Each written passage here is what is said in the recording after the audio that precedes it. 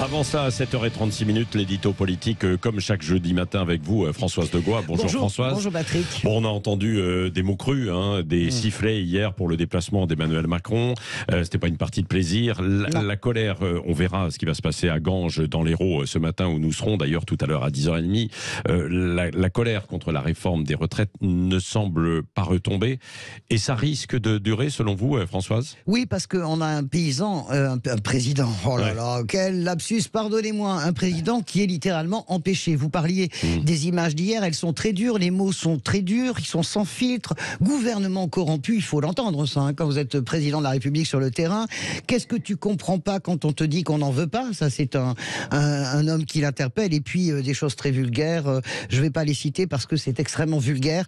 En tout cas, Emmanuel Macron, hier, a eu des huées et un chambard auquel il ne s'attendait pas. L'Élysée avait prévu que ça chambarderait un peu, mais quand même pas à ce point. Toute personne raisonnable, bien sûr, reconnaîtrait l'ampleur de la fracture, pas simplement au vu de ces manifestations, et dirait, bon, écoutez, après tout, j'ai fait une erreur, j'ai le courage de retirer. Lui, non, il continue, il fanfaronne même.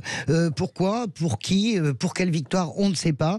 Ces déplacements, en tout cas, moi, je considère, sont très mauvais pour lui et pour le pays. Imaginez bien que toutes ces images font le tour du monde. Non seulement les images des insultes, mais les images d'un Emmanuel Macron caché derrière un mur, littéralement, de CRS et d'officiers de sécurité. Parce que l'Élysée est en train de théoriser le courage de ce président. Je rappelle quand même que hier, la ville de Célestat était complètement transformée en forteresse assiégée et que Emmanuel Macron, désormais, se déplace avec 20-30 officiers de sécurité. Donc, ça me paraît extrêmement compliqué. L'Élysée a théorisé hier l'idée très paternaliste que finalement, il fait cela pour purger la colère, que c'est un mal nécessaire, que c'est littéralement cathartique et que ça va passer à autre chose, calmer la colère. Moi, je n'ai pas du tout le sentiment que ça passera, d'autant que le président s'enferme encore dans une attitude, comme toujours, je ne sais pas si on pouvait parler de mépris hier, mais en tout cas, je le redis, de fanfaronnade. A-t-il besoin de parler des casseroles en disant que les casseroles ne font pas changer la France ?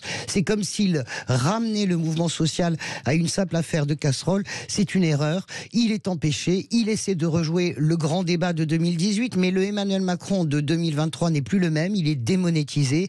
Il est en panne d'élan, à l'évidence, et en plus, il n'a plus de majorité. Mais il a dit, bon, les Français sont comme ça aussi, il faut continuer d'avancer, quoi. Bon, oui, continuer d'avancer, oui, je veux bien. Oui, non, mais c'est ça. Alors, et comment avancer aussi à l'Assemblée nationale ? Parce que c'est compliqué sur le terrain, mais ce sera aussi à l'Assemblée pour faire passer des sujets, bien sûr. Quoi, écoutez, il est empêché aussi à l'Assemblée nationale. Comment voulez-vous qu'une loi majeure puisse passer dans une pétaudière pareille ? On a bien compris ces œillades à travers Bruno Le Maire et Gérald Darmanin, ces œillades à la droite et à l'extrême droite, notamment sur l'immigration, mais ça ne suffira pas. Donc on a compris aussi que la stratégie forcenée est en place, c'est-à-dire rebelote le 49-3. Alors bien sûr, vous me direz ce matin, les institutions protègent le président. Nous sommes partis pour 4 ans avec ce président-là, et moi je ne le conteste pas, mais est-ce que l'esprit des institutions est respecté ? Évidemment que non. Emmanuel Macron va continuer à bouger, mais je vous dis, Patrick, très clairement que bouger, ça n'est pas gouverner. Merci Françoise Degois.